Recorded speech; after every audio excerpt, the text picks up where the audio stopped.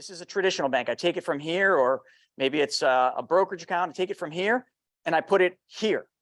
This is the whole life insurance policy. And all I did is I just changed where that money went. I dumped it into that policy because I want tax-free growth. I want it to be private. I want it to be protected against judgments and liens. I want a guaranteed interest rate for the rest of my life. None of this variable crap that banks do.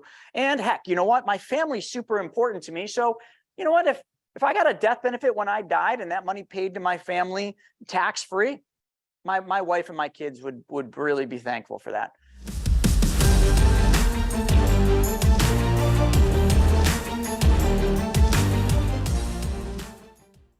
Welcome back, everybody. It's another week of Wealth Webinar, and today we're going to dissect a couple things. We're going to dissect how you can do what the wealthy do, what the banks do, and what every business in the country and probably in the world does, and that is put your money in motion. Now, I know that sounds really simple, and I know a lot of you are already doing this in some capacity or the other, but we're going to really put down the process. And the process we're going to lay down is called the infinite banking concept. I want to really clarify the infinite banking concept.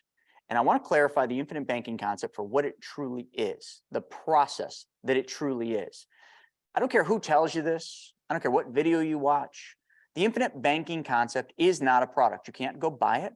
You can't call your financial advisor and say, hey, I want the infinite banking concept. Can you help me? They're going to say yes, because they're just yes people. They just want to sell you something. So they're going to say, oh, yeah, the infinite banking concept, that's that whole life thing. Or some of them would actually be so delusional that they'd say, oh, yeah, we can help you with the infinite banking concept. And, they'll put you in an IUL. And I have been having so many conversations still about IULs, indexed universal life policies, that it kind of makes me sick. I can't understand why I'm still having these conversations after all the videos that I've made showing you what IULs are. If you don't get enough with my videos, you can watch Chris Kirkpatrick, who's an utmost expert in IULs. He dissects them at a level that sometimes is just a bit too much for me, to be honest. But the infinite banking concept is this. So pay attention. This is what it is by definition. It is the process of taking back the banking functions in your life. So here's how simple the infinite banking concept is. I'm going to explain it to you. I'm holding in my hand money, and we all make this, right? We go out and we work for this. I don't care if you work in your own business. I don't care if it's a W-2 job. I don't care what you do, okay? But somehow you manage to have some of this every week or every month. And when you get this, you put this in a bank. You do. We all do. It's okay. You make money. You deposit it in a traditional bank. Now, real quick, what I want to do is I want to explain the process of how you do things. You put your money in the bank just like this. And when you deposit your money in the bank, what happens is the bank pays you interest on that money. So, and some of you might be at a bank that still pays you no interest on your money, but most banks pay interest on the money that you put there. And I'm just going to use an example of 4%. This next example that I'm going to walk you through here is you giving up the banking functions in your life. I want to be clear on what I just said. I said, what I'm going to teach you with the infinite banking concept is you taking back the banking functions in your life. What I'm going to show you right now is the process that you've been taught your entire life and that you followed your entire life, which is you giving up the banking functions in your life. And it all starts with the very first step, and that is what I showed you right there. You give up control of your money by putting it in somebody else's bank and leaving it sit there because they pay you an interest rate, and they do. And right now you can find banks like Ally Bank, and there's a couple other online banks that pay you 4%. I was just sitting in Key Bank yesterday, and right on the wall, this guy, we're getting a notary done, a paper notarized, and right there was a CD, a certificate of deposit for 4%. So I know for the first time in probably, I don't know, almost a decade, you can get 4% at the bank. So finally, after almost a decade, my slides are now full circle, and now they're correct. But what the bank does is when you deposit money in the bank looks at that deposit as a liability. But to you, you look at it as an asset because it's your money. You're looking at a statement. That's your asset. But to the bank, it's a liability. And banks are masters of what Robert Kiyosaki talks about of turning liabilities into assets. And how they do that is by using this process. They lend that money out. They lend the money out to people that want to buy houses, not just individuals to buy their primary house, but also investors that want to buy rentals or they want to buy flips. They lend that money out at a higher rate.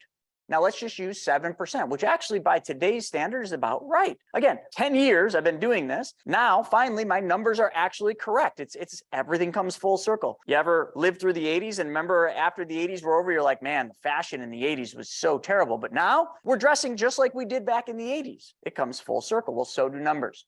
So they're paying you 4, and then they're lending that money out to turn a liability into an asset at 7. Everybody understands how that works, right? The bank is assuming the banking functions for themselves. You are not. And then the bank pays that, or the buyer of this house gives that money to the seller.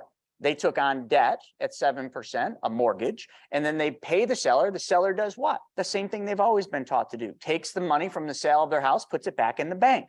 Again, seller has an asset because they got the money from the house that is now an asset to them, but it's a liability to the bank. So the bank lends that money back out on a car loan.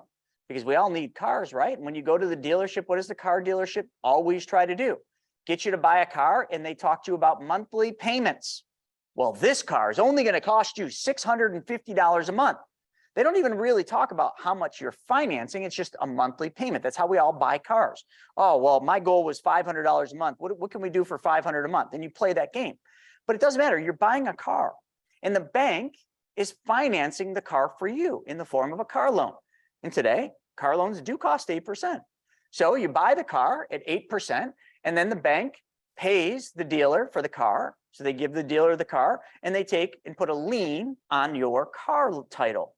So now they're in a first position on the house, secured. The bank lent the money on this house, but the house is a security. It's a mortgage. It's a secured asset.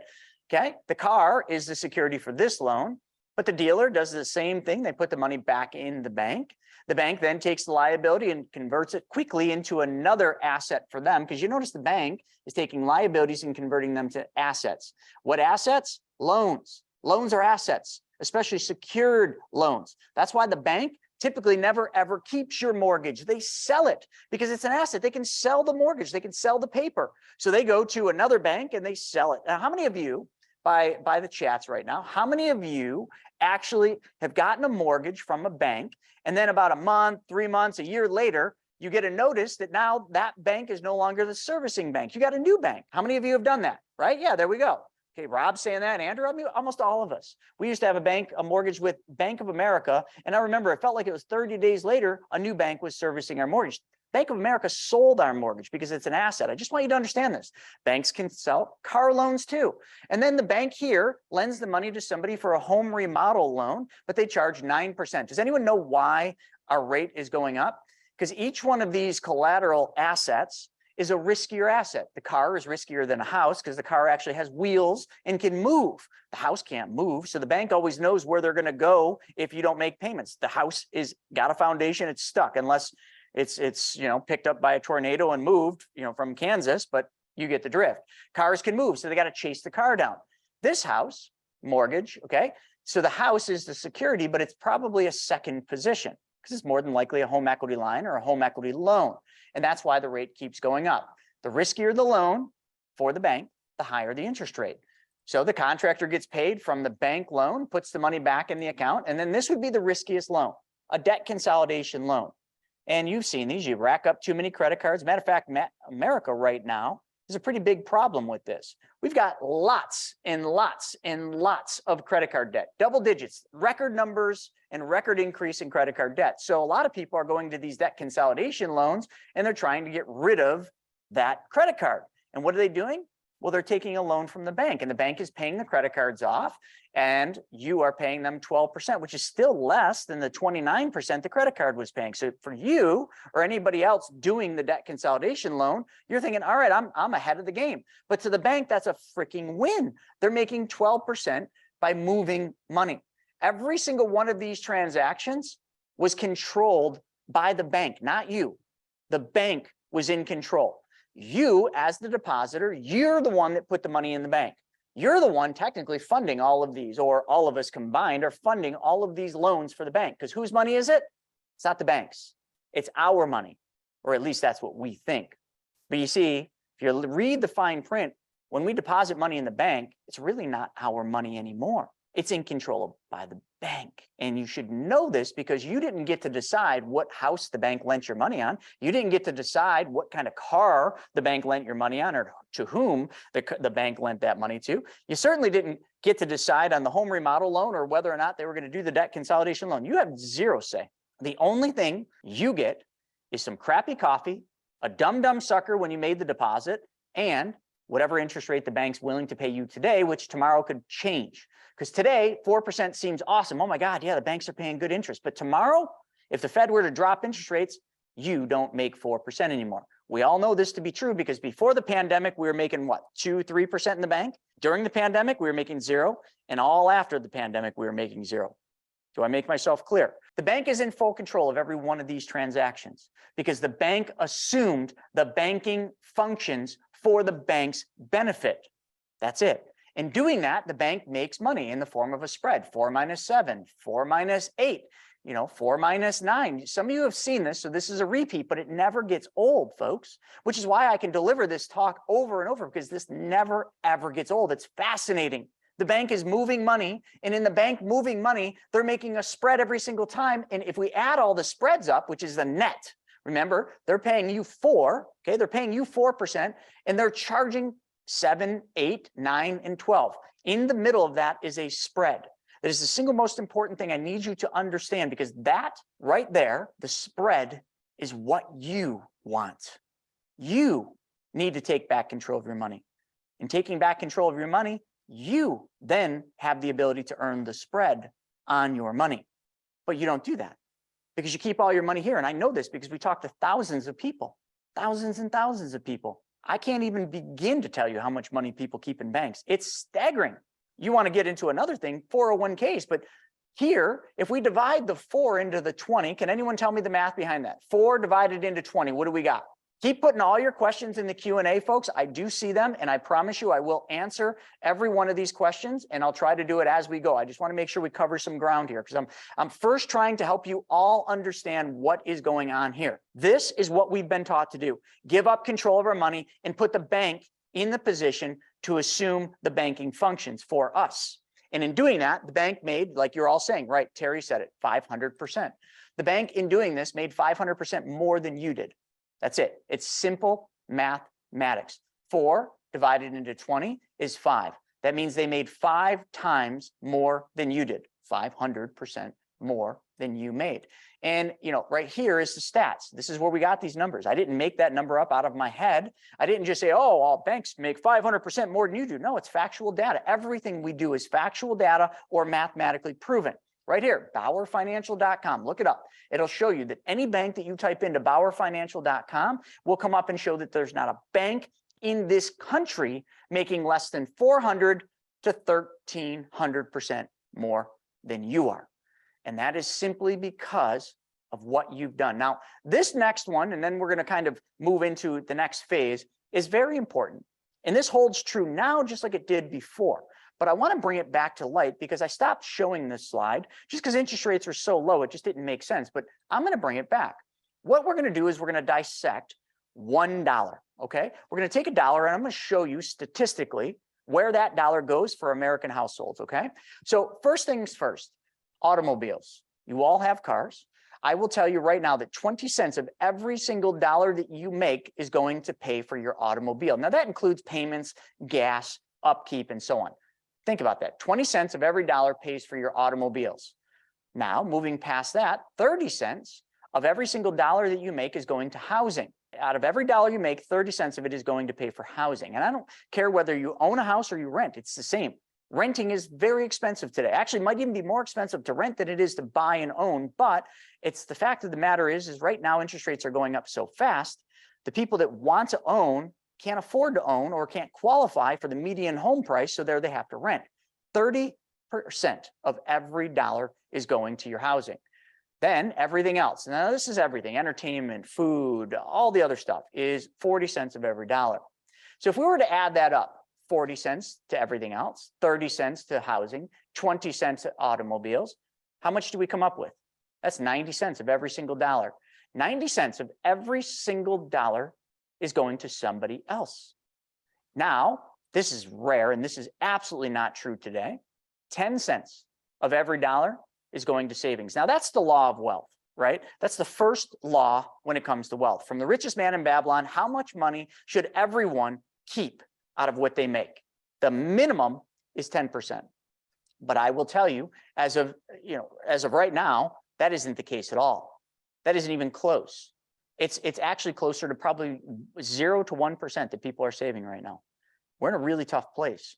You know, when I did these slides, when we first did them, 5 to 6 cents of every dollar was what was going to savings. So we are in a really bad place. But the good news is folks, all of you that are on this webinar are here to learn, because you learn many different ways. You read books. Maybe you've read my books or Nelson Nash's book or other books. You watch podcasts or listen to podcasts. You watch these webinars because you show up and you put your time in. I mean, look, we got 130 people today. Last night for the webinar we did, we had 230 people. So that I commend all of you, because you are the 5%ers. You are the 5%ers because you want to learn how this works. And I'll bet if I were to poll all of you on here, you're probably pretty close to saving the 10% that's on here. That makes me really happy. But the other 95% that aren't here because they don't want to be bothered, they got a financial advisor, they don't need to learn anything new because they think they know what they don't know, they're the 95%. They're the ones that are not saving. So when we actually dissect this and reverse engineer it, here's what I want to do. On average, if we know 10 cents of every single dollar is the amount you should be saving, what if I could show you how to save more without having to work more?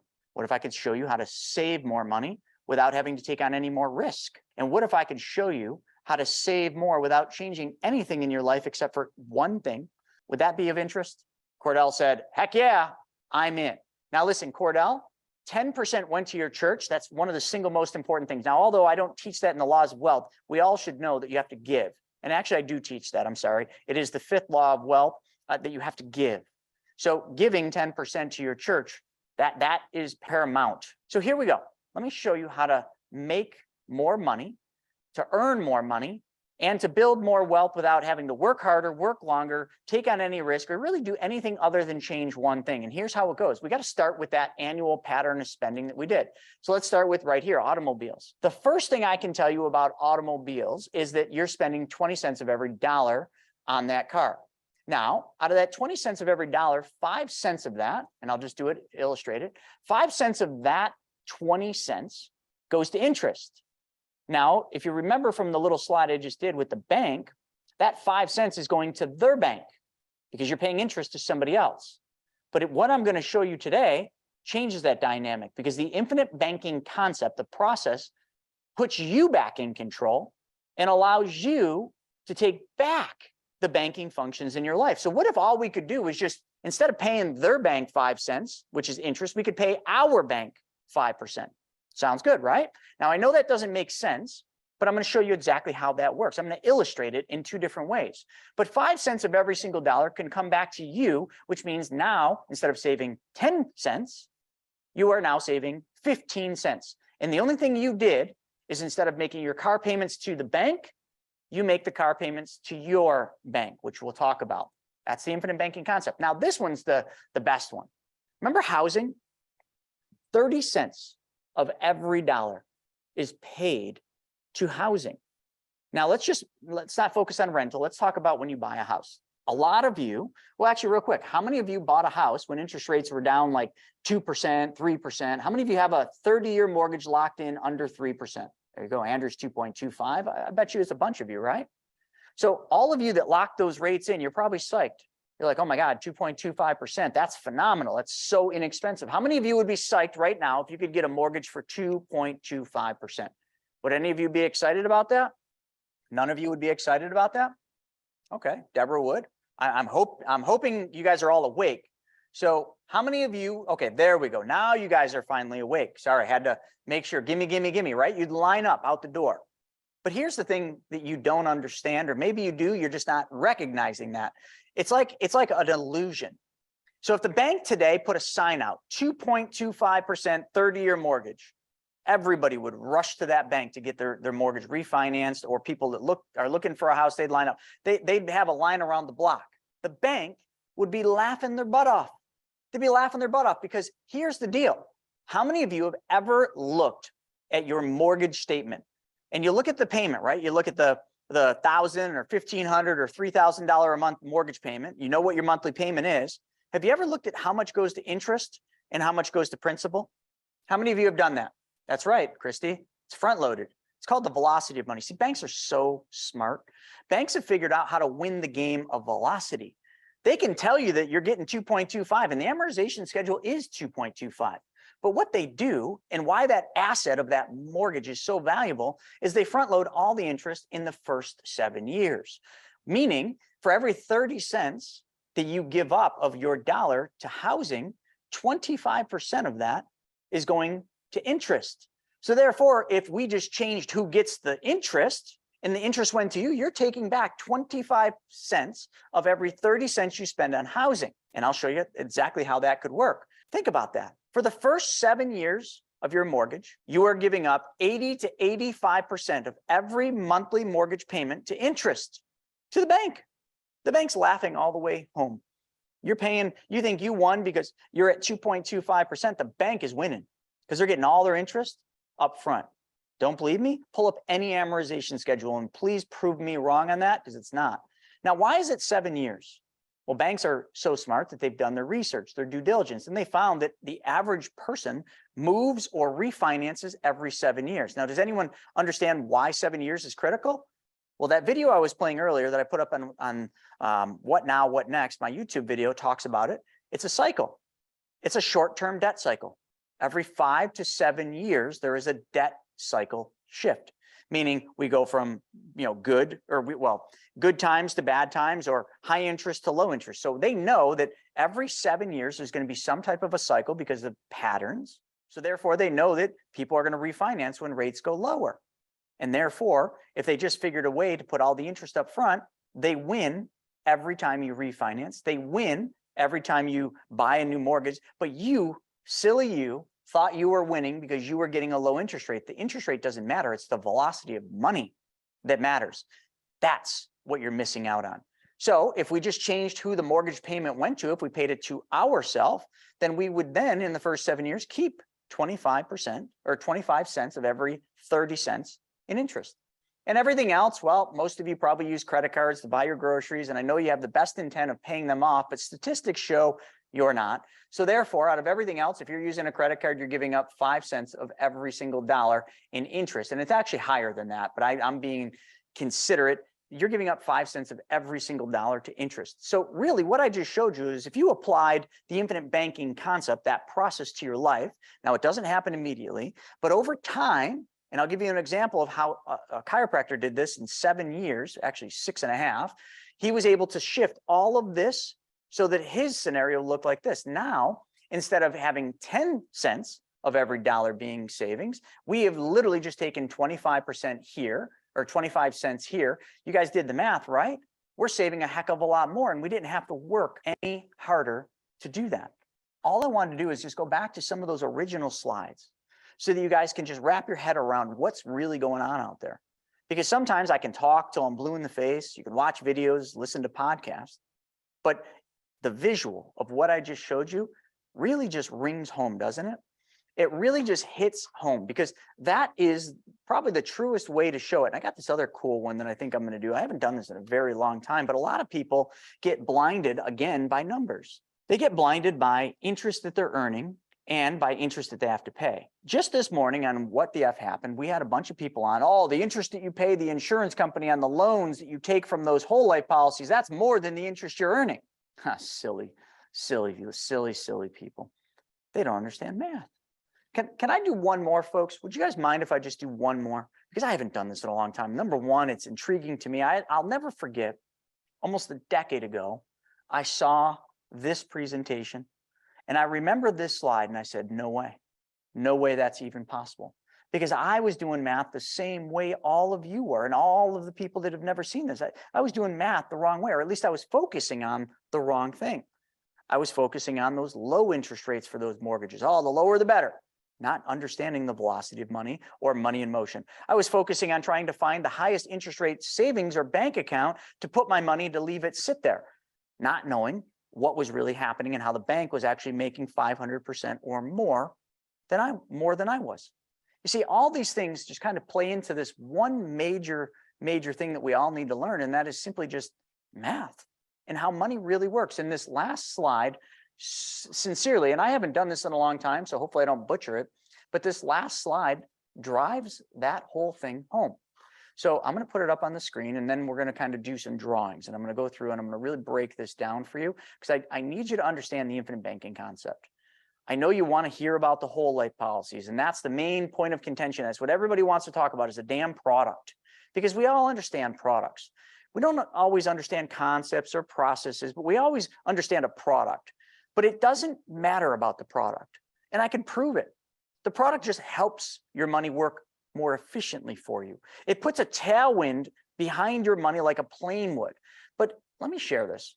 If I was kind of going through this slide and I was explaining it, let me just walk you through this process. There's a lot of numbers. Just don't focus on the slide. Just listen to what I'm saying. There's 3 ways you can buy a car, technically 4. But one of the main ways we buy cars is leasing it or financing it.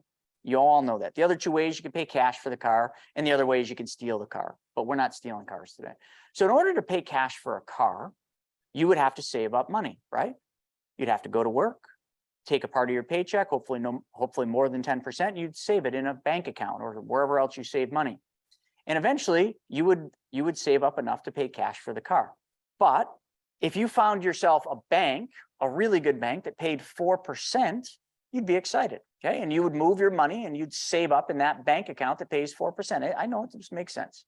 So I'm going to play the banker today, okay? So you have $25,000 that you've saved in the bank that I'm the bank manager of. And you walk into the bank and you say, "Hey, Chris, how you doing?" And I say, "Hey, good, good, good." You know, and you say to me, you say, "Hey, listen, I got to take that $25,000 out of the bank. You know, and I know your bank's paying me 4%, but I got to take that money out of the bank because I'm going to buy a car." And me, being the bank manager, says to you, "Well, okay, hang on a second. Have you thought about any options? Have you thought about financing it?" And you then say to me, the bank manager, "Well, I did think about it, but right now your bank charges 6%. It's right on the wall. Look at, you got a sign right there. 6% for a car loan for 60 months. Right. Me as the banker says back to you, says, "Absolutely, yeah. So our car loan rates are 6% right now." And you say, "Well, that's why I'm going to pay cash for it, because I'm only making 4% on my 25 grand at this bank." And Chris, listen, that's a really great interest rate, but 4% is still less than what you guys charge for the car loan. So I've got the money in the bank and I'm just going to pay cash for the car so that I don't have a car payment. I mean, that's my thought process. Okay. So now me, the bank manager, I say, "Well, hold on. How about this? How about our bank makes you that car loan for 60 months at 6%. But I make you a promise, and I'll even sign a piece of paper. I'll sign anything you want, saying that our bank will pay you more money in interest on that 25,000 earning 4% that you have at this bank. You'll earn more than you will ever pay us on that car loan at 6% over that term of 60 months, or any term you want. If you want to do a 36-month loan, if you want to extend it out beyond 60 months, doesn't matter what you extend it to, doesn't matter what the term is, our bank will pay you more interest than what you ever give us back on that car loan." Now, right there, when you're thinking about that, I want you to just think about the math, and I want you to think about what this person's thinking. They're looking at it thinking, "Oh my God, Chris has finally lost his marbles. He must have went out drinking last night. There's just no way. I mean, come on, dude." You're thinking to yourself, you're thinking, "I'm only making 4% on my 25 grand, and they're going to charge me 6% on that $25,000 car loan. Like, how in the world can I make more in interest earning 4 when I'm paying 6? That doesn't make any sense." Is that not what you'd all be thinking? I mean, just seriously, like, just think logically from the way people would think about it. Doesn't that just make sense? You would do the math. You'd say 6% for the loan, 4% that I'm earning. 6 minus 4 is -2. You would be losing -2%. But Chris, the branch manager, said he'll sign anything I want, saying that I'll make more on that 25,000 earning 4% than I will ever pay that bank at 6%. So fine, Chris, what do you got? What are you going to sign? Like, because I don't believe you, but hey, I'm willing to take a gamble on this. You guys can make me that car loan for 6% at 60 months for that $25,000 car I'm buying. And if you do that and you put this in writing that I'll make more in interest, well, then I'll do that. And I'll keep my 25 grand parked in the bank at 4%. Great. Me as the branch manager, I sign up, whatever, a guarantee or something saying you're going to make more in interest. And then just as we do the loan, we sign the loan documents, I give you the check as the bank manager. Here's your $25,000 car loan. Enjoy the car. But hey, Mr. Client, can I just have 2 more minutes of your time? Now, I know we're all done, and I know I signed a piece of paper saying that you're guaranteed to make more money earning 4, even though you're paying us 6. But I didn't want to do this until you actually inked the deal. But can I just show you mathematically how this works? Because you don't need that guarantee. It's just math. And you, the person who's holding the $25,000 check, which is the loan from the bank at 6% for 60 months, says, all right, Chris, sure. Great. So me, the bank manager, goes back and I pencil it out on paper. And I say, okay, your monthly payment for this car payment is $483.32 every single month. And you're going to pay that payment to us. And that payment's going to include interest and principal. Okay, and the interest you're going to pay is 6%. So if we just do the math, $483.32 times the duration of the loan, 60 months, 60 payments, you're going to pay us $28,999. That's $4,000. I think I'm doing my math, $4,999 that you're going to pay us in interest. Fair enough? That's how much you're going to pay for this car. And our bank is going to make that spread from 25 that we gave you to the interest that you paid us. Now, over on the other side, let's just do the same math on your bank account that's earning 4%. And let's do it for the same months.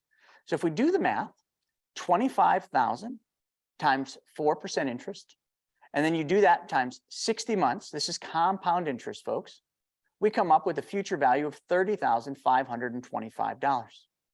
So now listen, folks, unless you all do your math different, wherever you're from in Texas and Tennessee and Hawaii, you might do math different than we do here in New York. So correct me if I'm wrong, but is $30,525 more than $28,999? You're right. And thank you for the correction, Bob. I knew my math was off. So our bank made $3,899 for issuing that loan. But still, isn't 30 more than 28?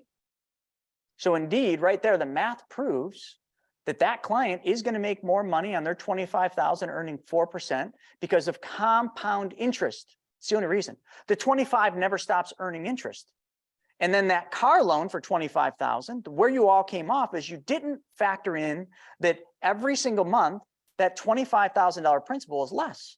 So every single month, you're paying less in interest because you're paying down the principal over time.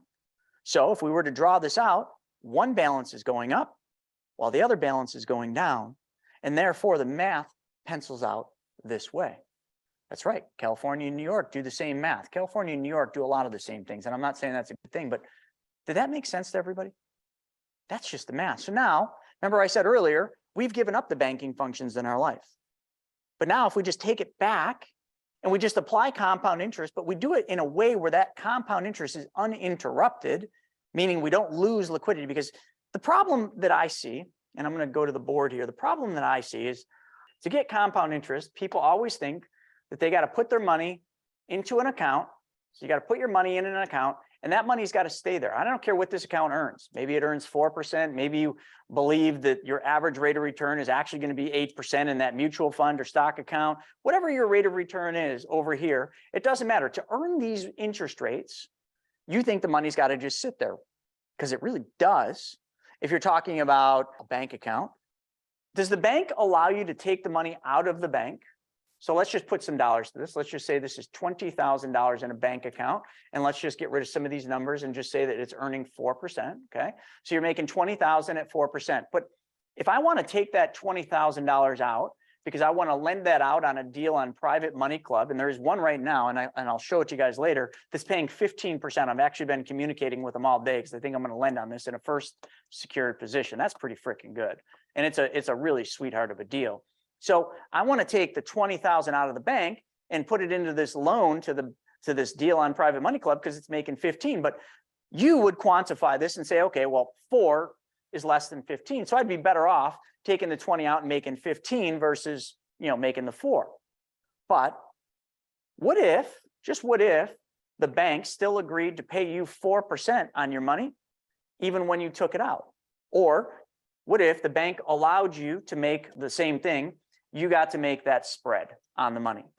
That'd be pretty sweet, but there's not a bank in the world that allows you to put money in it, take that money out, and still pay you interest. If you took this money out, you make zero, correct?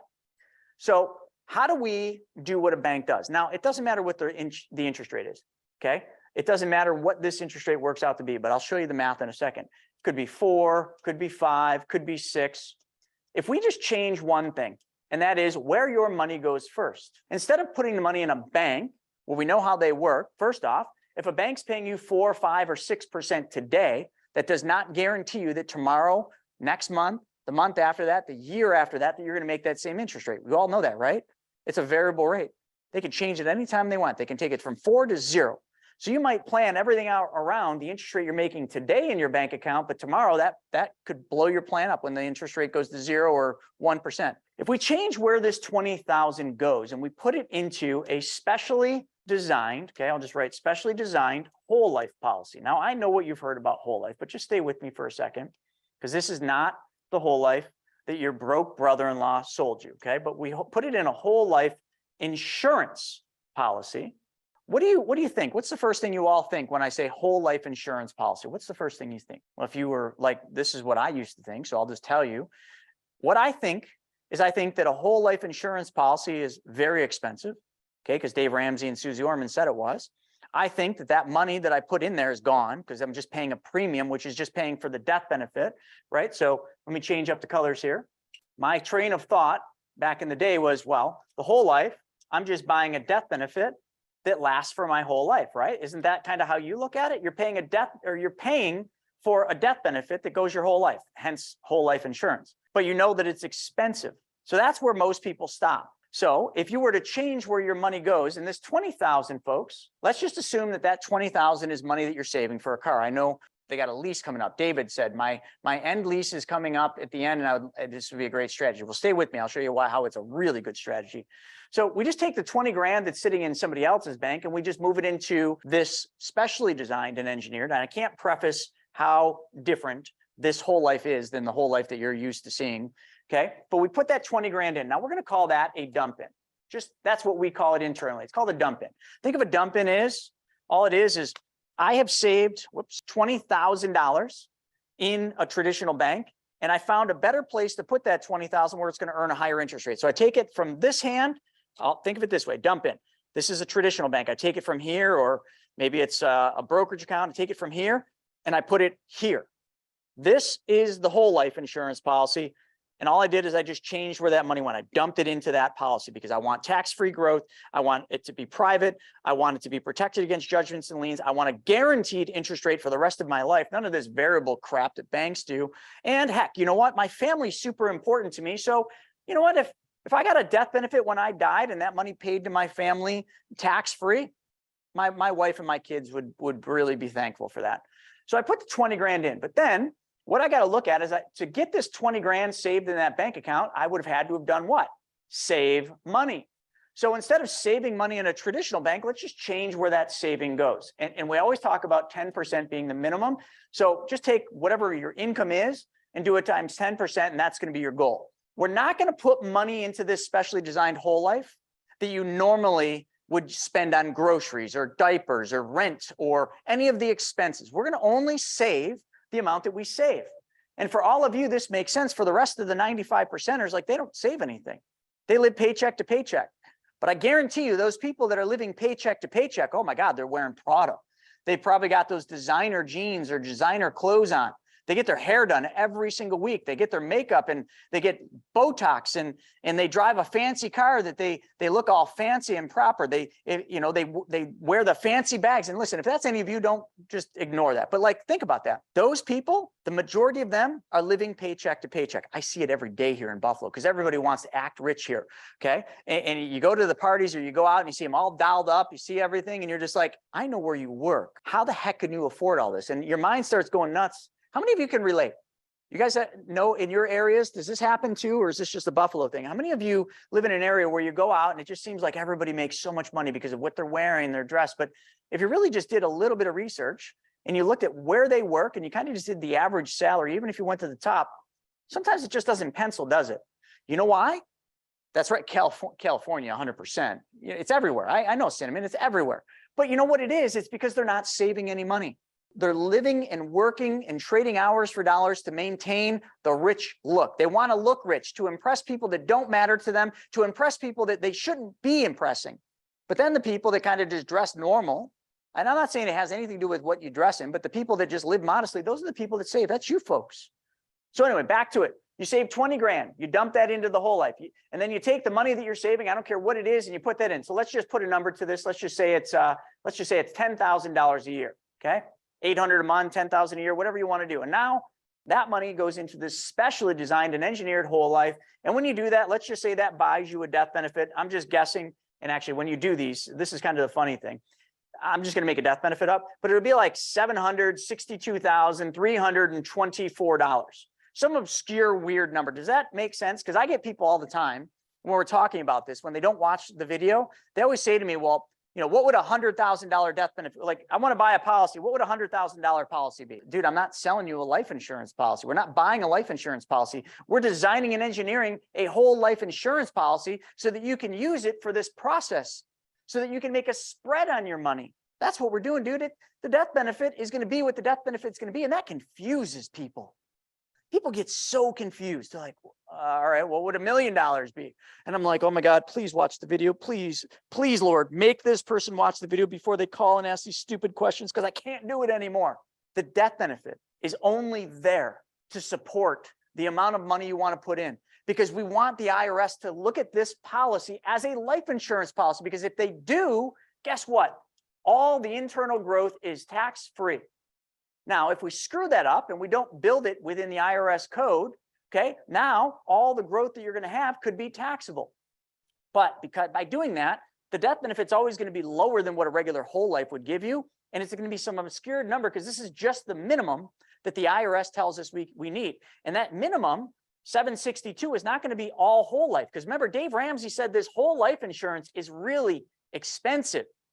So hold on, let me check this out. Christy, tell me, what does Dave Ramsey say is the best kind of life insurance and the only life insurance anyone should buy? What is it? Term. She got it. Quick. Look at that. Quick at the fingers. Deborah came in at a second.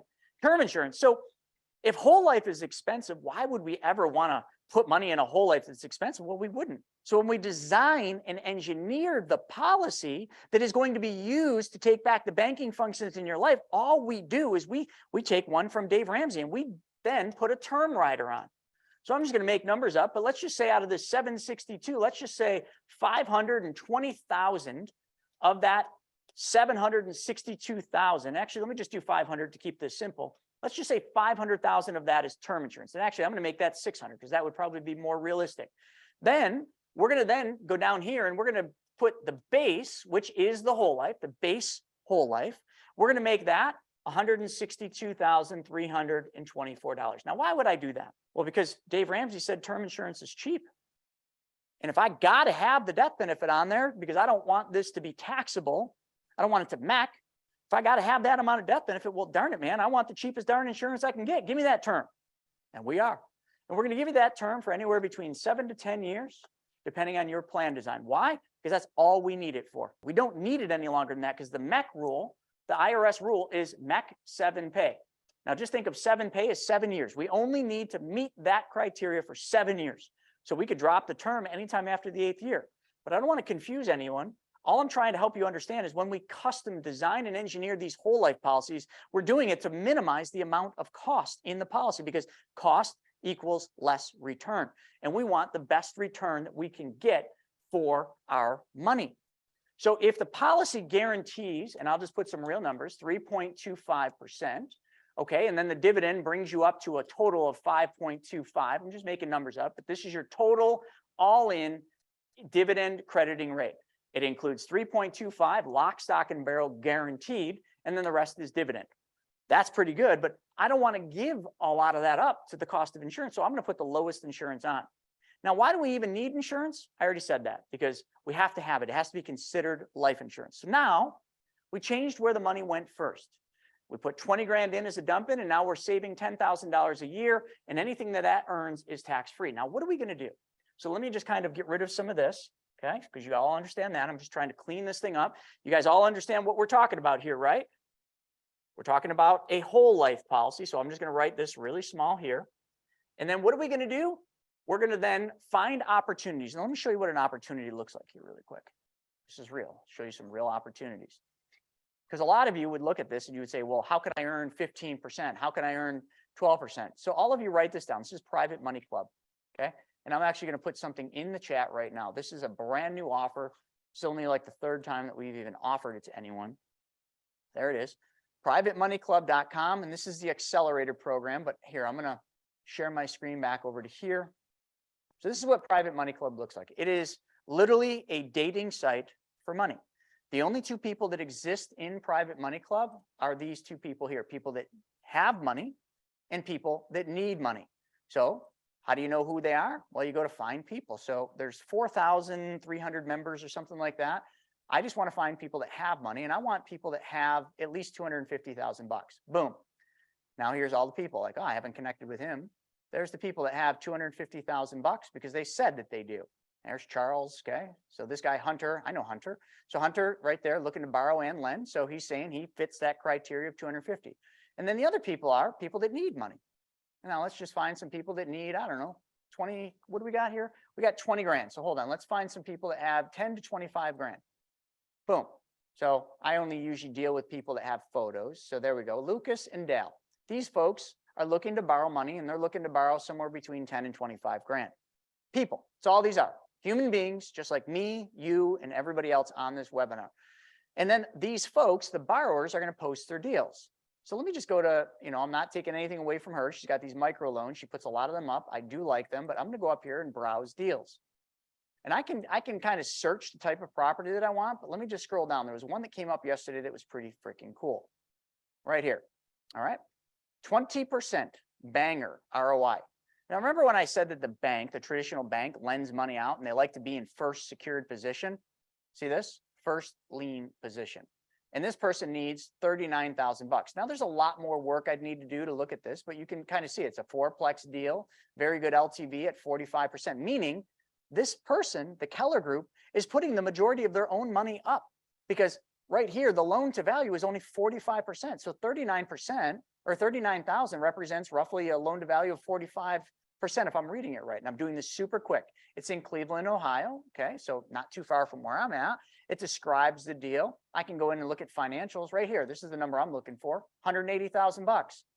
180,000 and I'm only lending 39 and I'm in first lien position. Let me ask somebody a question and I want you to be totally honest.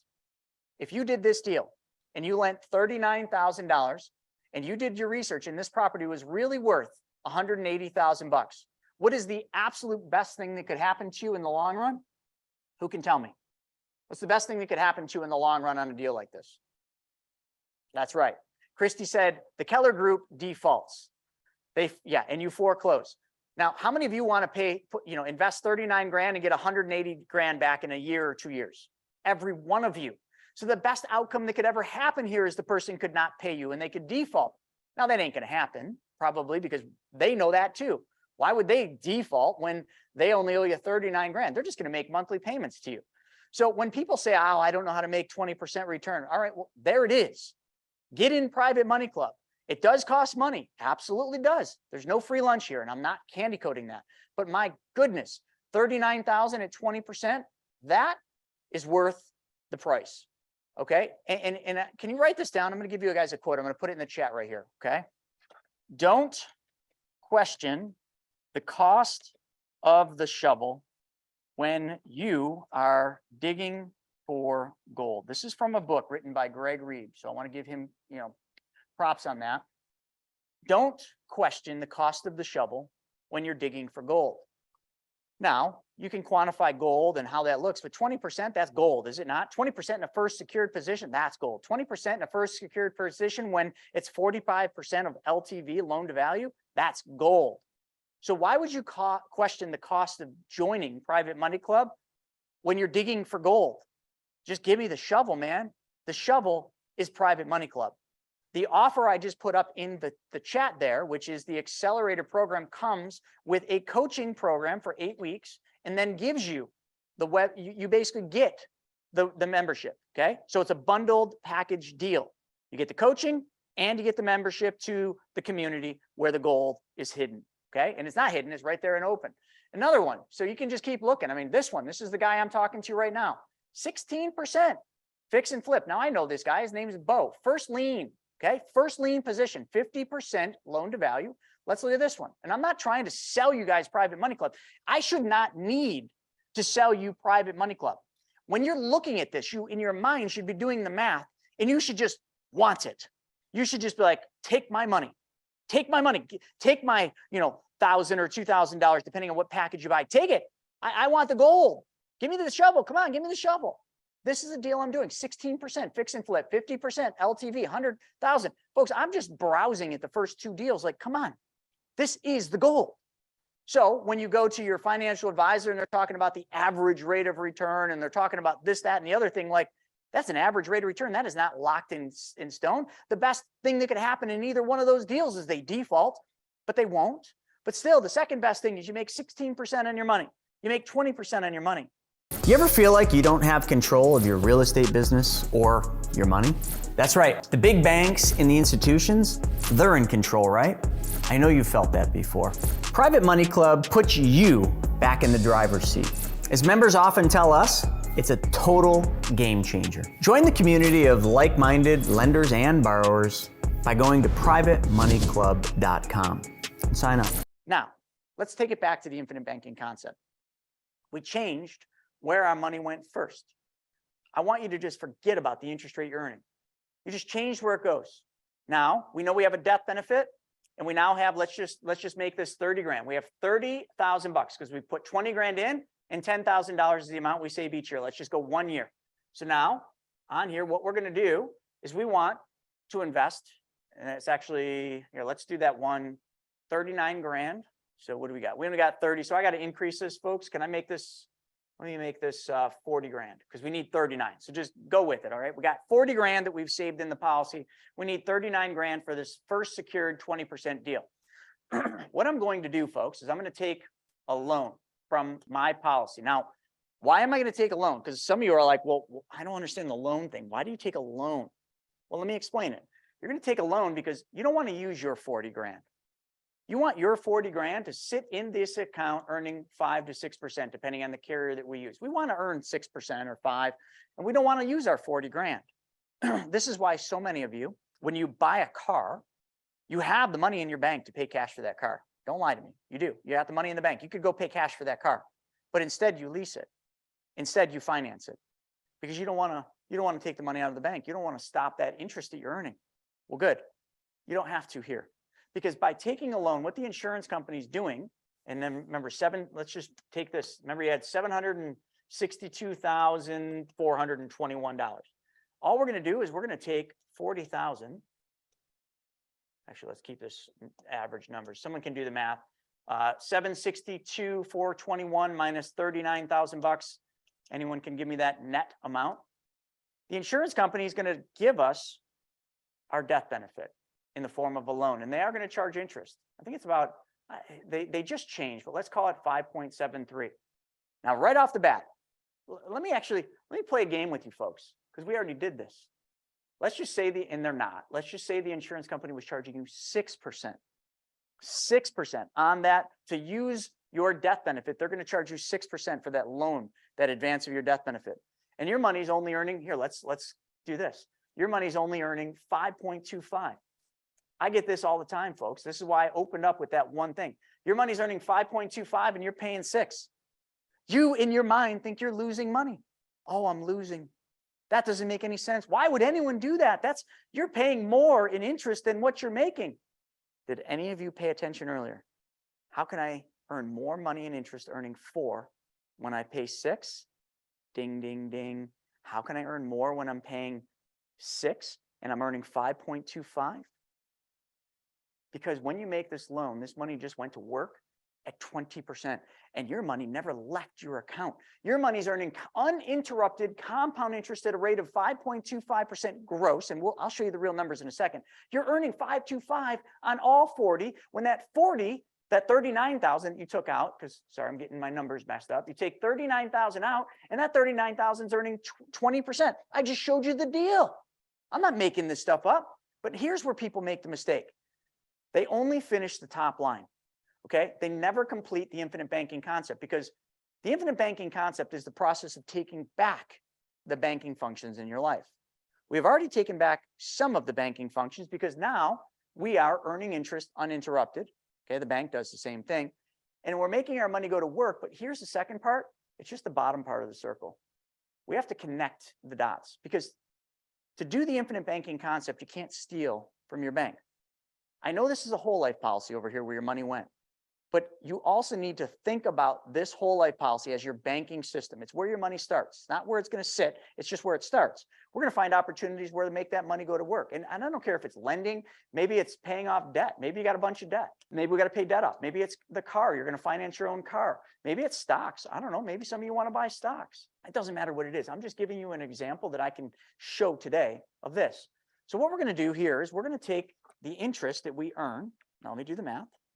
The interest that we earn on 39,000 times 20%, that's $7,800 a year divided by 12, $650 a month. That is exactly what your paycheck would be every single month from this loan.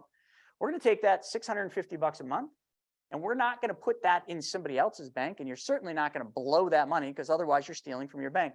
We're going to take that $650 a month, and we're going to put it back into our policy as a loan repayment. Does that make sense? Remember I showed you earlier, how do you make more earning 4 when you're paying 6? We're going to pay this $39,000 loan down using somebody else's money. And in doing so, we effectively will do the same thing the bank did. We will have taken back the banking functions in our life, and we will, in fact, have made a spread. No ifs, ands, or buts about it, because it doesn't matter what the money is. Your money never stopped making money. It doesn't matter that they charge you more than what they're paying you, which they don't, but I'm just trying to get you guys to think about this. They don't charge you 6%. I'm making numbers up, and I'm making numbers up that hurt my case. Okay, I'm trying to make you not want to do this. I'm trying to say, why would you ever do that when they charge you 6 and they only pay you, screw it, they only pay you 5. Why would you ever do that? You would do that when you finally freaking understand how math actually works instead of the lies you've been taught your whole life. Why do you think I get so passionate about this stuff? Do you think it's because I want to just sell you a policy? Heck no, it's because I want to change your life the same way my life was changed. And if you just follow this simple process, forget about the stupid whole life. Let's just pretend that this isn't even a whole life. The reason we use a whole life because it earns interest uninterrupted. But hey, you guys can earn 4% in a bank account, can you not? Do this with a bank account. Yeah, when you take the 39 out, you only have 1,000 left, earning 4%. But then if you did the same thing, you're still making a spread. You're still making money, but it's not nearly as good. You understand, listen, it works for a regular bank account, and it works using the whole life. The whole life just works better. That is it. No ifs, ands, or buts about it, folks. And I'm going to prove it to you right now, and then I'm going to wrap today with one more thing. How many of you are liking this? How many of you are liking what I just showed you? Does that make sense? Because honestly, I'm keeping this so stupid, and I'm literally putting numbers on the screen that aren't even real, and I'm putting numbers that make this look worse than what it actually is. I've never done a training like this. Shauna came up with this idea on how I can show this, and I don't know, something clicked, and I'm just like, she's right. Take it down to the bare bone basics. But now what I want to do is I just want to show you one other thing, okay? And I'm just going to use some different numbers. It doesn't matter what your numbers are, but just look at this. I've done a training on this. Let's just say somebody had $100,000 sitting in a bank account, or maybe you had that in a brokerage account, or I don't care where you got that. Maybe you just had an inheritance pay you and you got 100 grand. Somebody passed away and you get that windfall of a life insurance policy, or the windfall of somebody's savings when they left. Maybe you sold a piece of property and you got 100 grand. This shows the 100 grand is sitting in the bank. Their bank, not yours. We're going to just change where it goes first. We're going to put it in that specially designed whole life. That's 100 grand. And then every year we're going to save 10 grand. Okay, that's it. We're just going to save 10 grand. That's assuming you make 100 grand a year gross, and you're going to save 10 of it every year. That's what this is. 100,000 dump in, $10,000 a year. First year, I got 103,000 of that 110 I can use. What am I going to do with that 103,000? Hold on. What are we going to, can anyone tell me what we're going to do with that 103,000? Anyone? How about this? Ooh, look at that. All we need is 100 grand. We could put 100 grand. We could lend to this guy, Bo, and he's going to pay us 16%. And we kind of hope that Bo doesn't pay us because this house is worth 200 grand. Double my money? Wow. Yeah, Bo's not going to not pay you, but I'm just saying, where's the money going to go? You know. So we're immediately going to put this money in and we're going to go on Private Money Club. We're going to become a member. We're going to get coached through the accelerator coaching program because you might as well learn the right way to do this so you don't make mistakes. And then what we're going to do is we're going to send that money to work. Does it matter? And I just want to really question all of you. Does it matter? We put 110 in, we only have 103 to use. That's only 94%. So let's just do 100 to 110. We lost 10 grand. That's how some people actually look at this. They look at it like we lost 10 grand.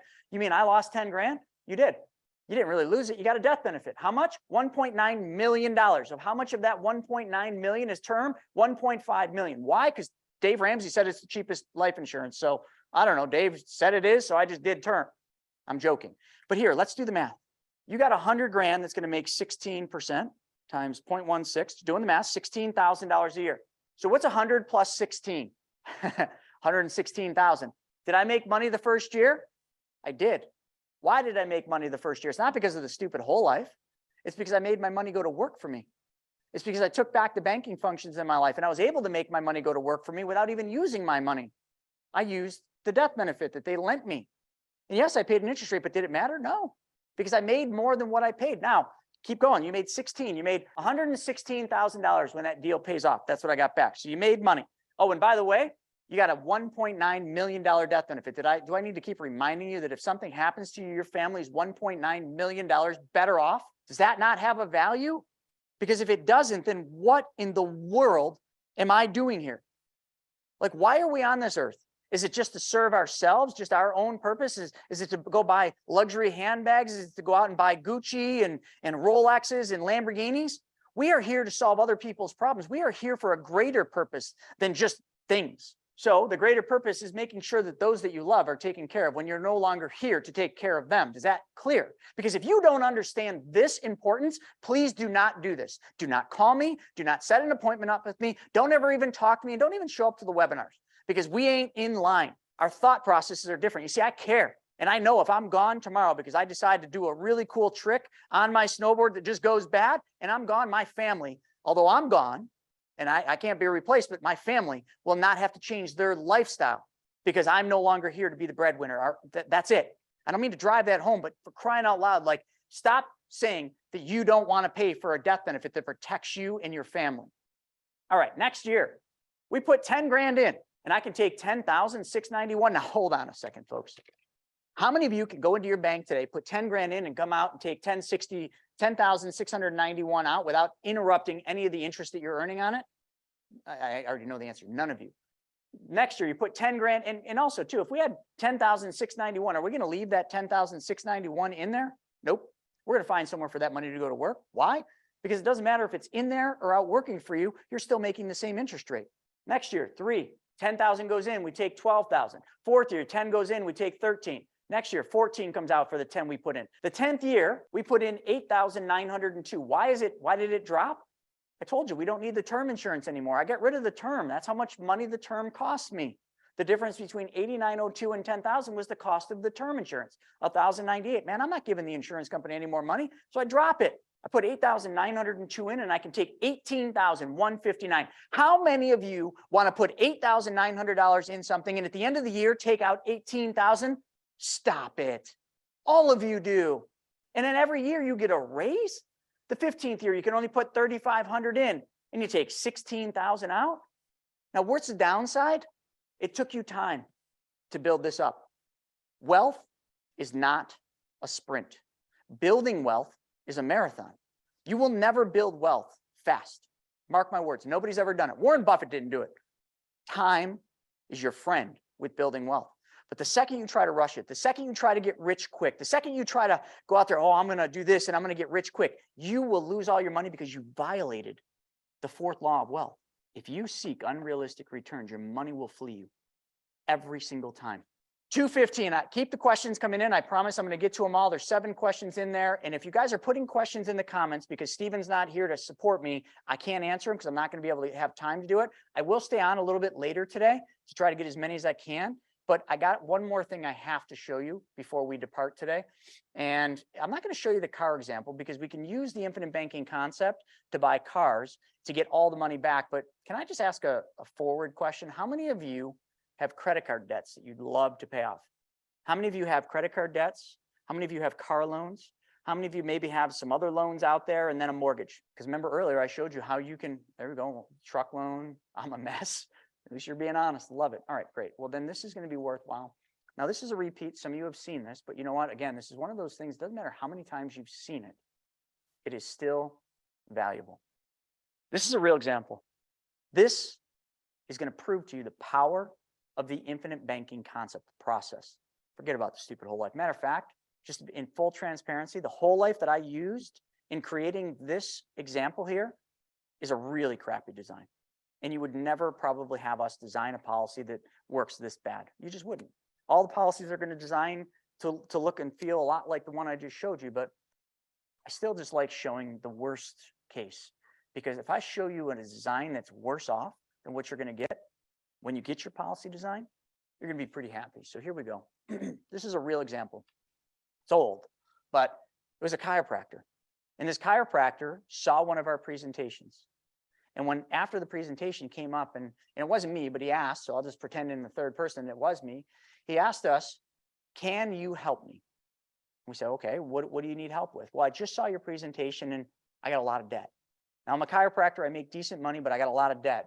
And I said, okay, well, what does your debt look like? So he breaks his debt down. Discover, Lowe's, Nordstrom, Wells Fargo credit card, private loan for his business, BMW loan, West Marine, got to have a boat, right? He's got a condo on the water, so you got to have a boat. He had a condo and he had a house. All of these were his debts that he had. Okay, here's all of his balances. Here's his monthly payments he was making on the debts. This might be very familiar to some of you. It might look just like yours. Here's the interest rate he was paying on those debts. I would even say some of these are low. Nordstrom isn't charging 3% anymore. Okay, Lowe's, good luck getting an 11% interest rate at Lowe's. All these rates should be higher by today's numbers. But again, it's good to look at it this way. Here's the APR and here's the amount of payments he had left. Here was his problem. He was $478,774 in debt. That's right. $478,774, but that wasn't even the problem. A lot of you are $478,000, or even, some of you might even be $4 million in debt. That's not the problem, but where the problem was that he was paying $5,777 every single month to support all this debt. That's 69 grand a year. Now I can't tell you what he made because I don't remember, but let's just say it was like 120 grand a year. That's more than half of his pay going to somebody else just for these things. He said, I can't keep living like that. So the first thing we asked is, okay, how much money are you saving? Any of you that set up a call with us, that's what we're going to ask you. We're going to ask you, how much money are you saving? And we want an honest answer. And he was putting money in a 401k and he was saving money in a bank. And the total amount he was saving was $25,000. So logically, the first thing I said is, okay, well, let's just run the math. If we take that 25 grand in savings every single year, and instead of saving it, we just pay down the debt, how long would it take to pay this off? We did the math, 19 years. 19 years. Do you think he was okay with 19 years of paying $5,777 and saving no money? He's like, Chris, it wasn't me, but he said, you know, I can't do that. So we ran the math using what we just explained to you, the process, the infinite banking concept. And we said to him, we said, Mr. Chiropractor, all we need you to do is change one thing. Can you do that? How many of you, if I told you I can solve this problem for you, but I said, all you need to do is change one thing, add one step to your life. How many of you could do that? Give me a yes in the chat. Now, if you can't, then tell me you can't, but I want honesty. Right, it's pretty easy. You can change one thing. And we said, all right, Mr. Chiropractor, all we need to do is change where that savings goes first. That's it. And he says, well, okay, where do you want me to put it? We want you to put it into a specially designed and engineered whole life insurance policy, just like you just saw us. Now, if he didn't see the presentation, you might have been like, what? You want me to put my money where? A whole life insurance policy? But hold on, if you just do that, sir, if you just change where your savings goes first, we can pay off all your debt in 6.5 years. Oh, well, just had put it that way in the first thing and just skipped where the money's going to go, I would have been, yeah, let's go. So here's all we did. Year number one, we took the $25,000 that he was saving and we changed where it went first. And we put it into a specially designed and engineered whole life. And that specially designed and engineered whole life only allowed him to take a loan the first year of roughly 60%, which was about $14,863. Nowhere near what I just showed you with the other policy designs, right? So again, this was an older design, not that we don't still use this design, but they just do better today. And we take that $14,863, which was a loan that the insurance company gave him against his death benefit, which allowed his cash value to stay in his policy earning interest. So the 25 grand he put in is still earning interest and dividends. We take the 14,863 and we pay off the credit cards. Nothing complicated about this. And just so you know, if you haven't already figured it out, the debts have been put in order from the lowest balance to the highest balance. No regard to the interest rate, no regard to the number of payments, just lowest balance to highest balance. This is a euphoria hit. Because if you pay off a couple of credit cards, you get your money, the velocity of the money working faster for you. Does that make sense? So now we paid off Discover and Lowe's and we paid down Nordstrom. But what we're now going to do is we're not going to steal from our bank. Because remember, we took a loan from our whole life and we're using a process that is taking back the banking function. So if I used to give $161 to Discover every month, and I used to give $287 to Lowe's every month, and Discover charged me 21%, Lowe's charged me 11%, if we were to figure out what is the average, I'm just trying to walk you through this, 21 plus 11, okay, that's 32% divided by 2. He's paying an average interest rate on just those two debts of 16%. How many of you would like to make 16% on your money? Every one of you, right? That's a good return. You already said that. So he's going to make 16%. And all he needs to do is, instead of blowing that money, he's just got to change where it goes. Instead of giving it to Discover and Lowe's, he goes to his bank and he sets up a segregated bank account. It's just a second checking account, but there's no debit card, and he just sets it up just for this purpose. Every month, instead of paying Discover and Lowe's, he has a bill pay set up to pay $161 or transfer, whichever you prefer, $161 a month and $287 a month, but it goes into his segregated account. Because now, after we did just this first year, his monthly payment that he owes to everybody else, Nordstrom, Wells Fargo, private loan, BMW, West Marine, condo, and house, is $53.29, not $57.77, which means he's saving $448. That $448, in order for this concept to work, must go back into your banking system. For this case, we're just going to put it back into the segregated bank account. We're not going to send it back to the policy as a loan repayment yet. And follow with me, because later we're going to pay all that money back to the policy, but we're going to do it with somebody else's money. And I'll show you how that works. So year two, we do the same thing. Now I'm going to go faster and faster because you're starting to see what I'm doing. Year two, we take the 25 grand that he would normally save somewhere else and we put it into that whole life again.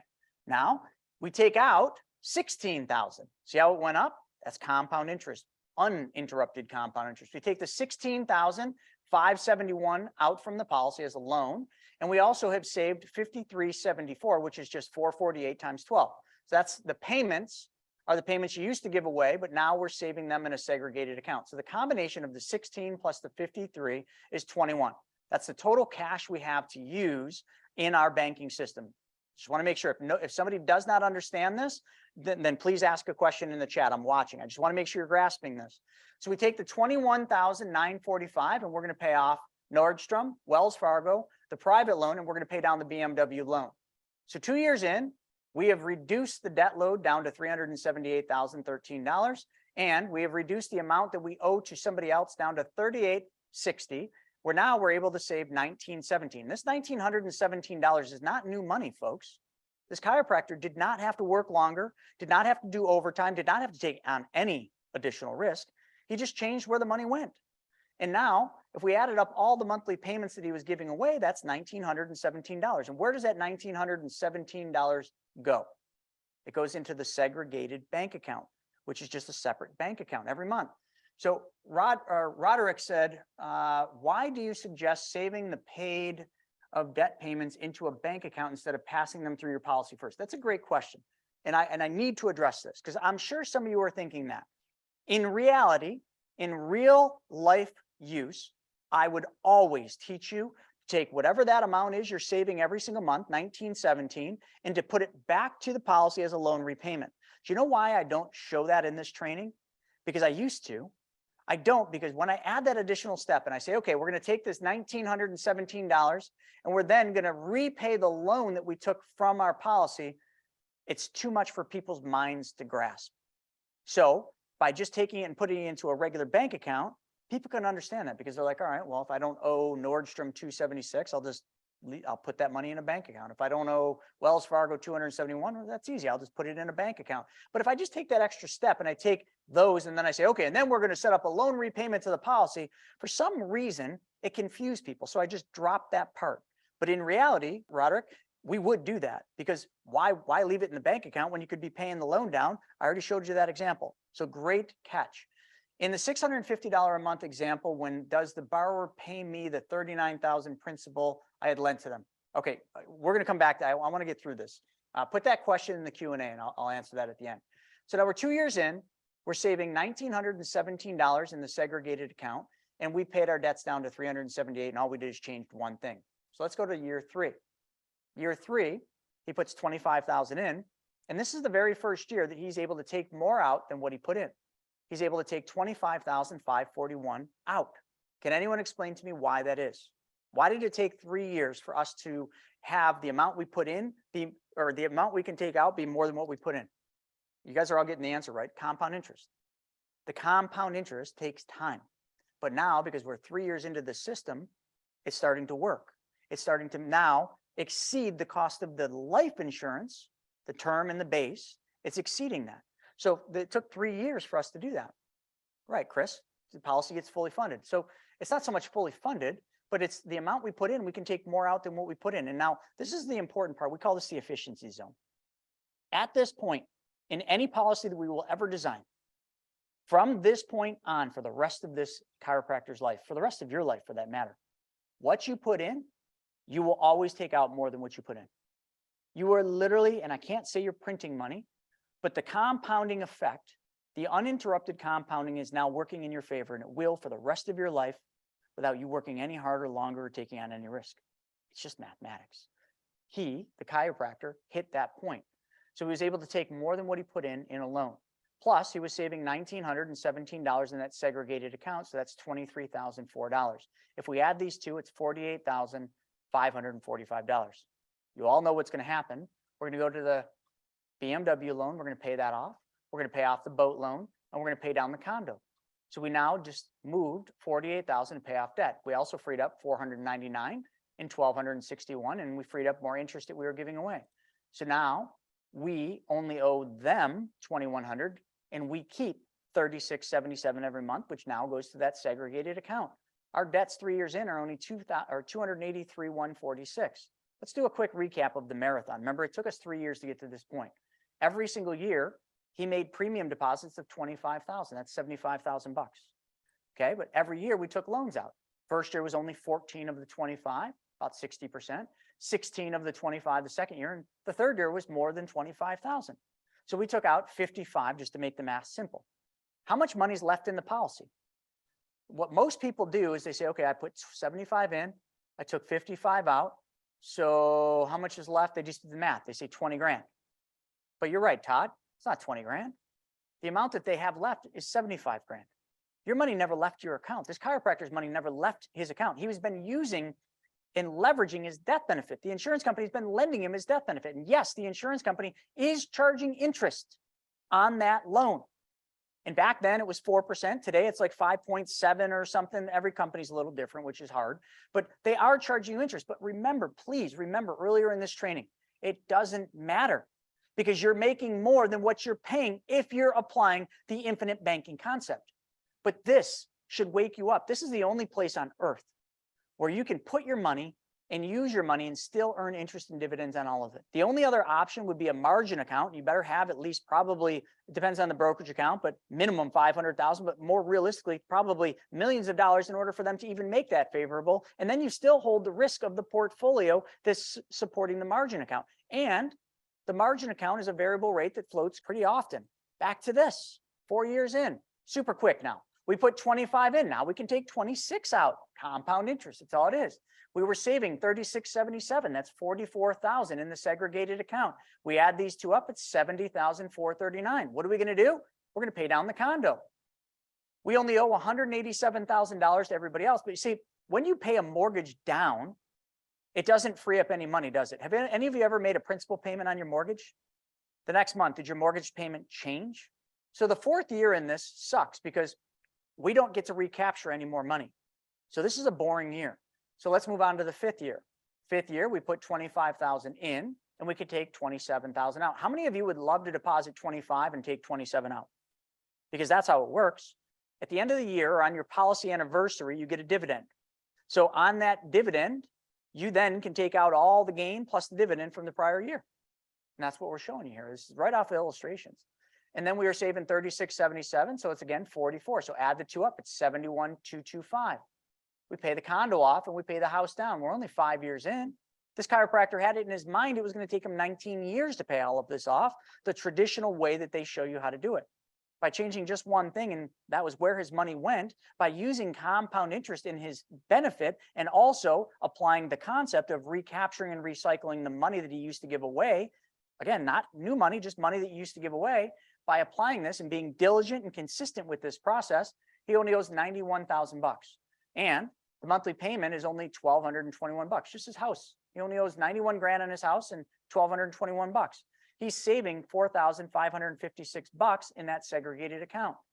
So this next piece is a little different than it would operate today because this is the old ones. But in the sixth year, this chiropractor found out that we could no longer put 25,000 in that first policy. We had reached the MEC limit, so we had to reduce his policy down to 10. So he's kind of upset about that. He's like, wait, I want to put 25,000 away. And we tell him you can't. You can only put 10,000 away because your policy has reached a point where it's MEC'd. If we put 25 in, we'll MEC the policy. So the max we can put in is 10 grand. So he puts 10 grand in the first policy and he sees that he has 13,000 he can take out. Now, can anyone tell me what his cash on cash return is? If you give me 10 grand and I give you back 13,000, how much money in interest did you just make on your 10 grand? 30%, right? 30%. So 10 grand times 30%. It is actually, yeah, it's 30%. There we go. How many of you want to make 30%? How did we go from making, whatever interest rate I just mentioned a second ago to making 30? Compound interest, folks. Math. Okay, so we got that. So he was so excited about that. He's like, all right, well, screw this. I want a second policy. I want to still be able to put that 25 grand away. And I'll put the 10 in the old one, and I'll start another one for 25 grand. So what he's doing here is what we've all done. He's expanding his banking system to hold more money. People ask me all the time, why do you have 9 policies? Well, the reason I have 9 policies is I want to put more money in through my banking system. Same thing here. This chiropractor has to open a second policy to be able to increase the amount he can put through his banking system. So now he can put 35,000 through his banking system. So simple math. I mean, the rest is easy. He's got 13,000 here plus 14, plus he was saving 45.56. He's got 54 grand. That's a total cash of the 2 loans plus the segregated account of 82. He pays his house off. So he pays his house off. He's now saving $5,777. And now some of you earlier were like, how come we're not paying the loans back?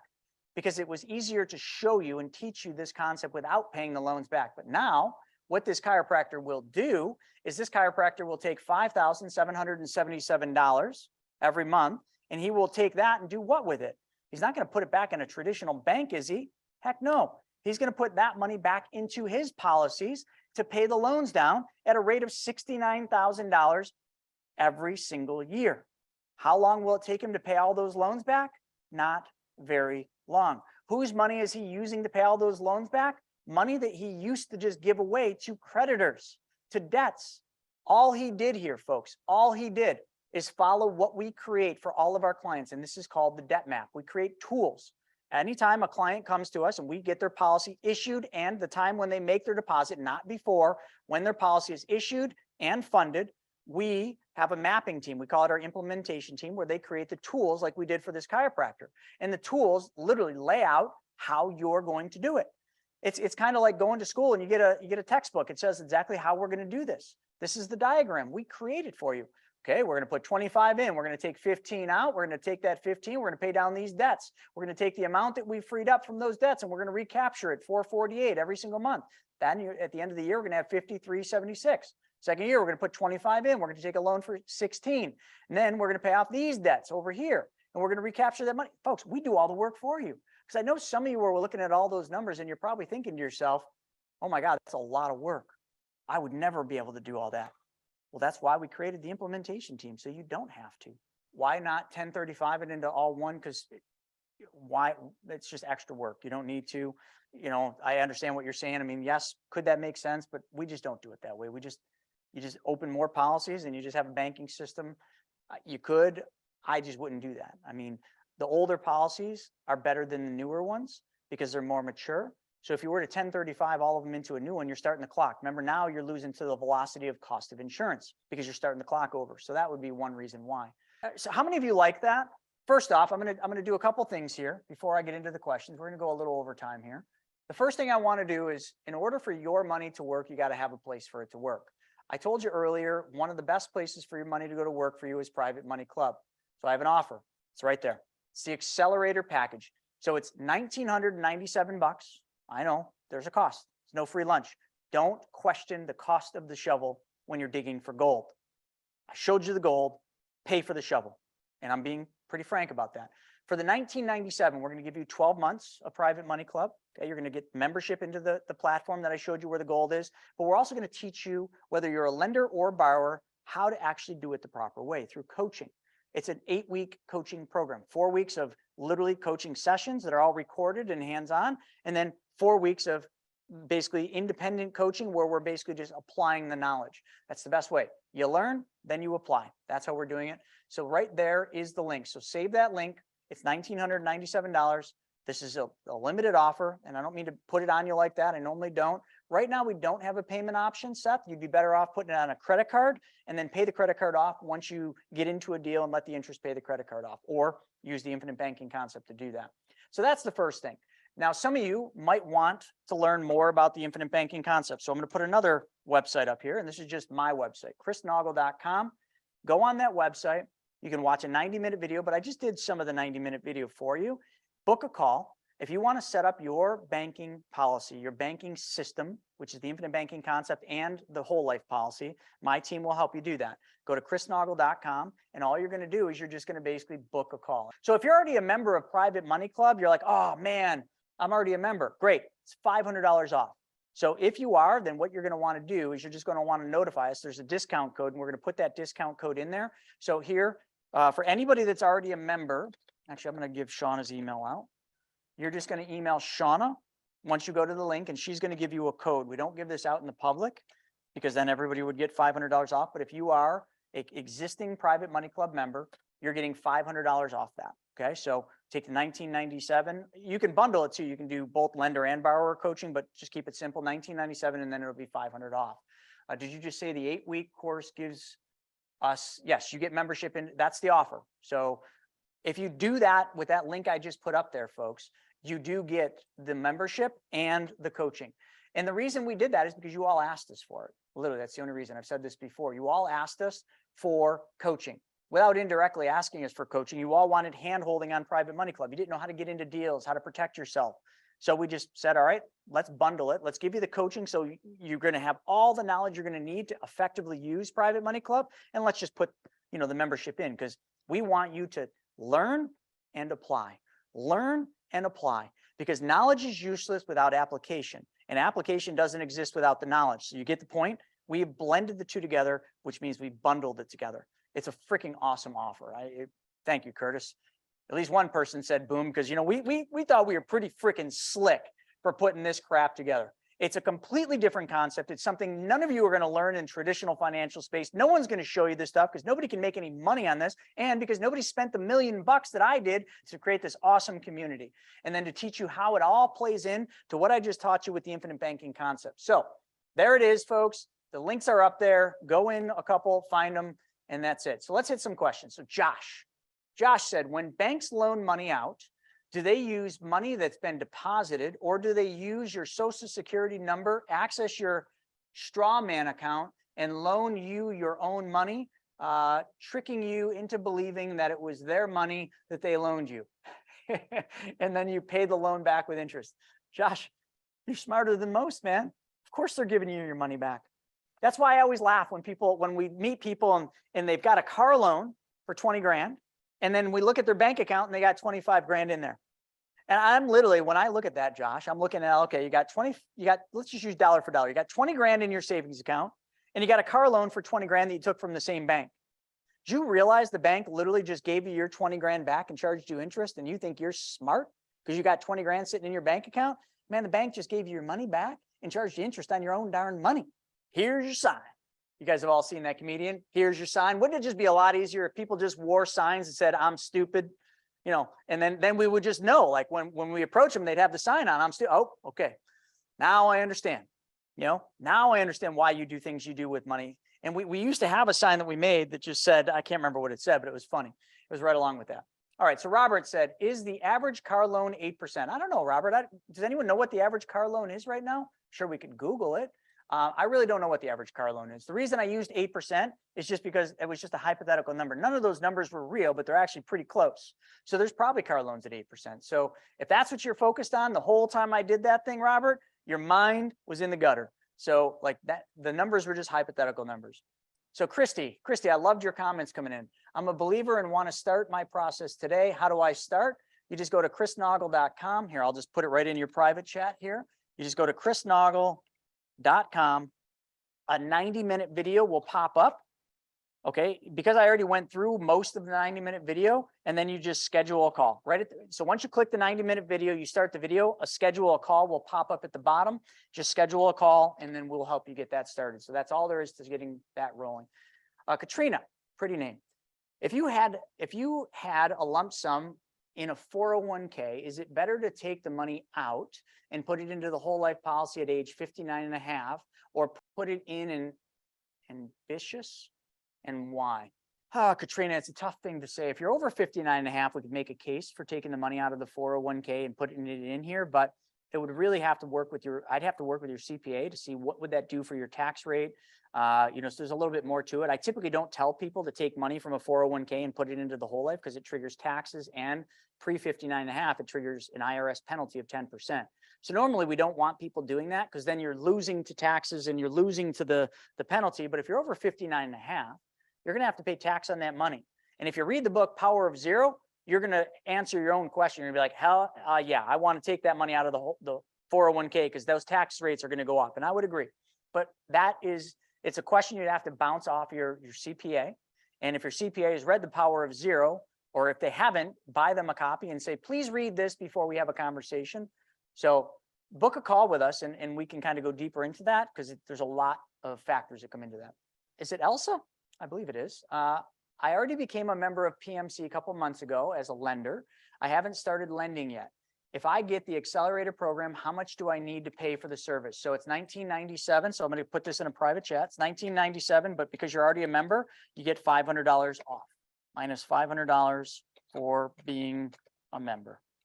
All right, so that's that. And to get that code, you're just going to email Shauna at chrisnaugle.com. And if Stephen was on here, you'd have a link for that, but I'm just kind of doing this the old-fashioned way here, folks. Technology is not my first language. Will you please do a discussion on how I can use my HELOC and use it with the IBC? Unfortunately, we're out of time today, and we've done that training numerous times, but I have trainings up on my YouTube, and I'll hit that another time. But good question. In the $650 a month example, when does the borrower pay me the $39,000 principal I'd lent to them? I'd have to look at that deal. Here, I'll look at it right now. I think the term is 12 months. So hypothetically, it would be 12 months from the time when you lent the money. I don't know. I'm just looking at it quick. Most of the loans are 12, but yeah, you'd get your principal back when the property sells within a 12-month time frame. Some are faster, some take a little bit longer. Patrick, Chris, what's the right way to gain wealth quickly and keep it? Stop giving your money away to everybody else. Stop following and listening to everybody else. Stop putting your money at risk in the stock markets. Take back control of your money. So Patrick, hopefully that helps. Do everything I just told you to do. Deborah said, main excuse I get is they see that they have to pay all this money every year till death do us part, but they don't. So Deborah, that's a good question. So a lot of people are looking at the numbers, but remember, just like I'm showing you here, you don't have to pay all this money. So in any of these policies we design, you could RPU the contract after year 10 and all these numbers go to zero. So you could not have to pay any premium deposits. But if you're thinking about it as paying, you're thinking about it all wrong. Do any of you want to stop making deposits into your bank account?